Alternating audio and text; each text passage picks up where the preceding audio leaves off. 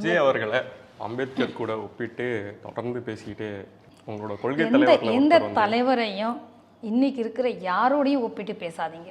காமராஜராக இருக்கட்டும், சரி நீங்கள் கக்கனாக இருக்கட்டும், வயசு பொண்ணம்மா, பழைய யாரையுமே இன்றைக்கி இருக்கிற வாழுகின்ற ஆட்களோட ஒப்பிட்டு பேசாதீங்க. அது என்றைக்குமே நல்லது இல்லைன்னு நினைப்பேன். ஒவ்வொரு தலைவரும் அவங்கவுங்களுக்கான தனித்துவங்கள் இருக்குது, அதை மதிக்க பழகணும். அவங்களுக்குள்ளே இருக்கிற தனித்துவங்களை மதிக்க பழகும்போது எல்லாம் பேசிட்டு எதை பேசுனா நம்ம பார்க்கப்படுவோம் நெகட்டிவ் இதை பேச ஆரம்பிக்கிறீங்க. அது எதிர்மறையை பேச ஆரம்பிக்கிறது என்றைக்குமே நல்லதில்லை. இந்த தலைமுறைக்கு வாழ்ந்து மறைந்த தலைவர்கள்ட்டிருந்து எதை எடுத்து கொடுக்க போகிறோம் அதை மட்டும் பேசுனா போதும். அம்பேத்கர் ஒரு 50 வருஷம் கழித்து இது இடஒதுக்கீடு சித்தாந்தங்கள் எல்லாம் மாற்றணும், திருப்பி வடிவமைக்கணும்னு சொன்னார். இன்றைக்கி அதெல்லாம் உட்காந்து செய்கிறதுக்கு யாருக்கும் தெம்போ திராணியோ கிடையாது. ஏன்னா எல்லாருமே சாதிய அரசியலுக்குள்ளே கட்டுப்பட்டுக்கிட்டு இருக்கோம். நீங்கள் பாமக மட்டும் தான் சொல்லிகிட்டு இருக்கிறீங்க. எந்த கட்சியாவது, திமுகவை சொல்லுங்கள், தேர்தலில் ஒரு சீட்டுக்கு இடம் ஆளை நிறுத்துகிறாங்கன்னா சாதி பக்கமே நிறுத்துகிறாங்க.